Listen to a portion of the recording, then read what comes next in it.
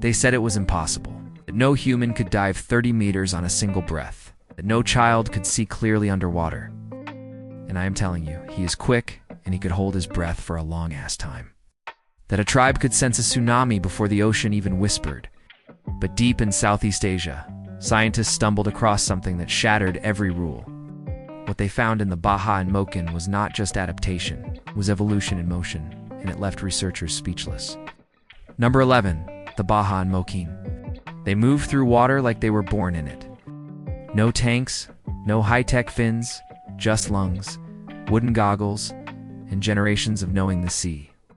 These are the Bajau and the Moken, often called the sea nomads. But to call them that is just scratching the surface. They live afloat. Boats, stilt homes, coral coves, and what they do should be impossible. In 2018, researcher Melissa Illardo published something wild in the journal Cell. Many Bajau have spleens about 50% larger than neighboring populations. Not just a coincidence, a gene signal near PTE10. Might be helping that spleen grow, because a bigger spleen can push more red blood cells into circulation during a dive, feeding oxygen to the brain and heart. Some Bajau divers spend hours each day underwater, reaching depths of 10, 20, even 30 meters. A single breath, a spear, a meal. And while the world measures time in hours, they measure it in heartbeats slowed by the diving reflex. Where blood abandons the limbs and heads for the core, the Moken add a different kind of impossibility. Studies led by Anna Gislin showed Moken children can see almost twice as clearly underwater as European kids. They pull their pupils smaller, nearly 1.9 millimeters, and stretch their eye lenses to the human limit. Diopters in the range of 15 or 16. It's not magic. It's learned. But only when learned early, diving daily in bright tropical shallows. And then there's the lagoon. Oh. That's the Moken name for the wave that eats people. In 2004, when the ocean fell silent and pulled back, the Moken elders knew what it meant. They guided their people to high ground long before the tsunami struck. Not one Moken life was lost that day. As the elders say, the ocean is our universe. And somewhere between gene, reflex, and myth, that universe still speaks through them. Number 10, the Messiah. They jump like gravity doesn't matter. They eat what would shock a nutritionist.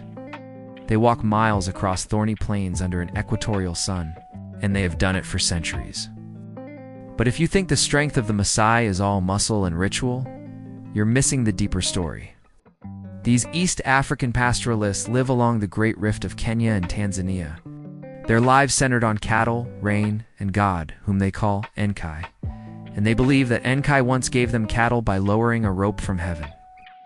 Old Doyo Lengai, the mountain of God, still stands as the sacred anchor between sky and land. Their rites look like legend. The Adumu jump, or young warriors. Springs straight upward, heels never touching the ground. Often burns energy for hours. Studies show vertical leaps around 50 to 60 centimeters, driven not by training but daily movement, hurrying, and long journeys across savanna. Then there's the diet: milk, meat, and blood. Traditional intake ranges from 600 to 2,000 milligrams of cholesterol a day, yet somehow blood pressure and heart disease remain low in many communities. In 2012, POS1 published an analysis linking Maasai health to strong selection in genes like FAB1 responsible for fat handling and others tied to lactase persistence. But there's another shift. The oleo lion hunting rite once used to mark adulthood now lives more in memory and song. In 2010, the Lion Guardians program offered an alternative. Conserve lions, track their movements, and share knowledge. The Maasai Olympics started in 2008, turned ancient bravery towards sprinting, spear throws, and strength. Their true impossible ability, keeping culture alive while adapting with surgical precision. Their strength is not just in the legs or the heart, but in the way they hold tradition in one hand and science in the other. Number 9, the Sentinel. A man stands barefoot on a beach, a bow in his hand. A helicopter spins overhead, dropping food and aid after the 2004 tsunami. He draws fires. Single arrow hisses into the air. That was his message. We are alive. Leave us be. The Sentinel live on a small forested island, just under 60 kilometers, ringed by reef locked in time. They are the last untouched tribe on Earth. Since 1956, India has made it illegal to approach closer than 5 nautical miles. No visitors, no boats, no rescue, because contact would kill them not by violence, but by viruses their immune systems have never met. They hunt.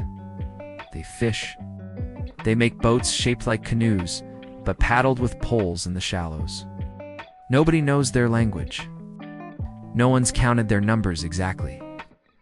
Estimates swing from a handful to over 100, but that's not the point. In 2018, a man named John Allen Chow broke the law and tried to contact them. He didn't survive the landing. India didn't recover his body. The rules exist for a reason. Myths of cannibalism swirl in whispers and headlines, but there's no proof. Scholars who've watched from afar describe burials, family structures, fire use. The sentinel bury their dead in huts, not pits. They grieve. They love. They are not savages. They are survivors. When the ocean pulled back in 2004, they moved to high ground. No one told them they knew. Number 8. Kororoe Heights. In the emerald jungles of Papua, high above the mosquito-thick swamps, houses rise from the treetops, 30, sometimes 40 meters off the ground. Rope ladders dangle. Notched logs serve as stairs. A floor of seagull palm, a roof of thatch, and all of it tied tight with rattan. These are the Rumatingi of the Korowai. People once said they built high to avoid floods or insects. But the Korai themselves say different. We build from worry. They tell visiting anthropologists. Height is protection from spirits, from enemies, from the things below. Their engineering is instinctive. Men climb trees barefoot, hauling ridge beams and cross braces with nothing but muscle memory. Whole families relocate within days. The structures are fast, functional, and fierce. Helicopter surveys between 1986 and 1990 mapped settlements across clan lands, estimating around 4,000 speakers of the Korowai language. Western contact came late. In March 1974, researchers Peter Van Arsdale and colleagues arrived on the upper island and river, documenting fire-making and travel routes. Government villages were later built, but many families remained mobile, returning seasonally to ancestral lands, especially during the sago harvest. Then came the cameras.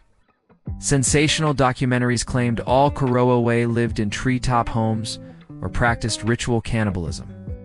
In 2018, the BBC admitted that a widely seen treehouse building scene was staged for television. As for cannibalism, some rare reports described executions of Kakua, accused male witches. But scholars warned these were rare events frozen into myth by outsiders eager for drama. Today, many Korowai live between two worlds, tree houses and schoolhouses, rituals and roads. Number 7.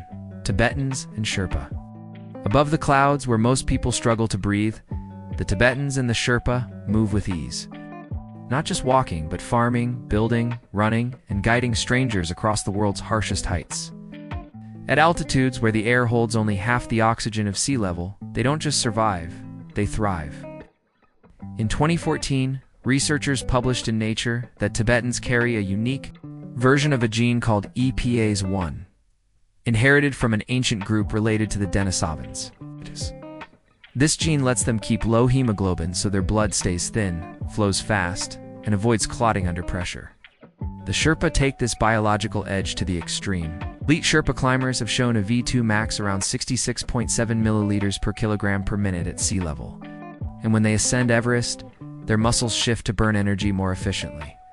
Recent studies even suggest GCH1 helps regulate nitric oxide in their bloodstream, expanding vessels to deliver more oxygen without adding more blood. But this story isn't just genetic, it's cultural, pacing, route planning, ritual. When Kami Rita reached the summit of Mount Everest for the 31st time on May 27, 2025, he didn't boast. He said, "I climbed for my family and for Nepal." Number 6. Mahima, in the sun-blasted deserts of Namibia and Angola. Where water is scarce and shade is rarer, the Hema carry tradition in every color of their skin and hair. Red with purpose, red with protection. Each day, Hema women mix butter fat and red ochre, called UTIs, and rub it into their skin. The result is striking. But science sees more than beauty. Hematite, Rich ochre blocks ultraviolet rays, wards off insects, and reduces bacterial growth. Cosmetic science studies have even described it as a daily natural sunscreen, evolved without bottles or branding. People used to say, "Ha, women never bathe." That's myth. The truth is smoke. With little water, women create a smoke bath from burning omiri resin and desert herbs. Wrapped in cloth, they let the warm smoke cleanse their bodies, rising like incense in the dawn. Vision myths came next. One popular show once claimed the Hema can't see blue, but researchers like Debbie Robertson found something different. The HBA simply group colors in ways that differ from European languages. Their eyes see fine. Their words just follow different paths. Pastoralists at heart, the Hema raise cattle in lands where few would dare to live. Milk, fermented or fresh, is a staple. Many related groups like the Herero have low lactase persistence, so fermentation helps them digest it safely. Number 5. The Sami. Across the frozen belt of northern Europe through Norway, Sweden, Finland, and into Russia, the Sami people follow a rhythm older than nations. They follow reindeer across tundra, through forests between seasons. Where others see ice and isolation, the Sami see movement, memory, and song. Roughly 80,000 to 135,000 Sami live today in Sapmi, speaking 9 distinct Sami languages. In Norway alone, nearly 250,000 domestic reindeer graze each spring, most in Finnmark. They are not wild. They are guided, herded, watched by families who know the land like a map written in snow. Their jo, sometimes spelled yo, is more than melody. It is how one sings a mountain, a person, a memory. Studies suggest yo helps with stress and mental wellness, grounding identity in the voice. It is medicine passed through harmony, but history hasn't always been kind. In the 1600s, shamans called noidi were hunted and their painted drums seized. One such drum taken in 1691 is still caught in repatriation debates, yet the music survived. The herd survived, and the struggle continues. In modern courts and on icy roads, Sami leaders now defend ancestral land against development. Norway has publicly apologized for its past, but the fight for grazing rights remains very real. Number 4. The Bragpa. The Lodex narrow valleys, where altitude cuts the air and the Indus River slices the mountains. There lives a small, radiant community called the Bragpa, or as they call themselves, the Monaro. 8. Fewer than 4,000 people remain, mostly in Dahanu, Garan, and Derrick villages. Their language, Braket, is endangered, an Indo-Aryan tongue with fewer than 500 active speakers, and their rituals glow like the flowers they wear. Women craft pai headdresses from silver coins and fresh orange blossoms. Montu said to protect against the evil eye. Their clothes and colors aren't decoration, their defense, their history, stitched into petals. At harvest, they celebrate Bona, a 5-day Thanksgiving of hymns, dance, and spirit-led prayer. Alaba, or spirit medium, fasts, and chants leading the village through rituals that rotate every few years. The last was recorded in 2016. Myths once claimed they were pure Aryans descended from Alexander's army. But a 2019 genetic study and a broader 2024 Highlander genome project both debunked this. Their DNA is a blend of South and Central Asian ancestry. Beautiful, yes, but not mythical. Their true miracle is survival. Along crumbling terraces, they raise barley in orchards. On thin soil and thinner air, they keep singing Brookscat. One elder put it plainly. We thank the gods. We tend our fields. We wear our flowers. In a world that forgets quickly, they remember slowly. That is their power. Number 3. The Kenyan. In Kenya's Rift Valley, where red soil meets dawn chill, the Kalingan run, not just fast, but forever.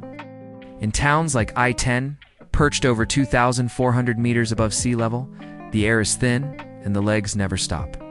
The numbers don't lie. Though the Kalenjin make up roughly 10% of Kenya's population, they've won over 80% of the nation's distance running medals.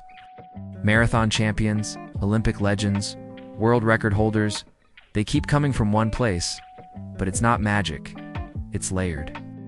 Studies going back to 2006 by Vincent Onaa, Giannis Pitalatas, and Ross Tucker showed a pattern. Most of these elite runners grew up running to school, living at altitude, and training together. Culture baked into every stride. Physiology helps too. Even untrained Kalingan boys have shown lower oxygen costs while running, meaning they burn less to go farther. Their limbs are long, their frames light efficiency over power always. Food adds to it. Meals are often simple, buggly greens, milk, but the training is anything but hills. Group pacing, repetition, sharp focus. Lorna Kiplagat, a long-distance legend, once said, "If you train at 2,400 meters, when you go low, you feel like you are flying." No one gave them wings. They earned them. Number 2, the Zangto. In the coastal corners of Benin, Togo, and southwestern Nigeria, something tall and whirling moves at dusk. Covered in raffia, spinning like a storm of straw, they hum with energy. These are the Zangto, the people of the night. To villagers, they are spirits. To researchers, they are an ingenious blend of community security and ritual theater. Anthropologists studying Betri in Nigeria conducted interviews in 2013, showing that Zangto patrols deter theft, mediate disputes, and even present wrongdoers for local justice. But their presence is more than order. It's awe. Each January 10th during Benin's Vodan Day and at the IITA festival that runs through January 11th, Zango flood the streets. They spin. They erupt charms. They captivate. Outsiders ask what's beneath the costume. Locals say no one. Believers insist the spirit is real. Scholars point to secret initiates beneath the layers, guided by chants, drums, and centuries of training. And now they've taken on a new role. In 2018, Voice of America reported that Zangbeto began patrolling mangroves near the Mano River. They now warn off illegal loggers and overfishers, guarding not just people but ecosystems. As scholar Funu wrote, Zangto are art, power, and peace rolled into one. People don't just watch them, they trust them. Number 1, the Saka in Yakutia. Deep within Russia's Siberian stretch, winter doesn't visit, it rules. And yet the Saka people not only survive, they flourish. Where temperatures once plunged to minus 67.7 C on February 6, 1933, the Saka still sang to the sky. Nearly 500,000 strong Saka live in the Republic of Saka, mastering both biology and ritual. Scientists have traced cold adaptation to genetic regions like TBX15 and WARS2, shaping fat distribution for warmth. Other studies from 2022 and 2025 revealed selection in UCP genes, activating heat production in brown fat. Their metabolism doesn't fight the cold, it thrives in it. But genes alone don't tell the story. At Yak the Summer Festival, elders pour Kumi's fermented Mars milk to the heavens and chant. Their epic poems, the Alano, declared a masterpiece by UNESCO in 2005, keep memory alive with myth and music.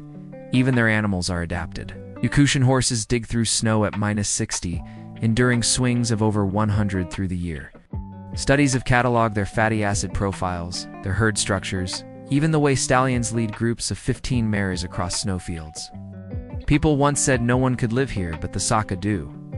How do these tribes unlock abilities most think are impossible? Could science ever catch up to tradition? Or are we just beginning to understand? Subscribe for more, and drop your wildest theory in the comments below.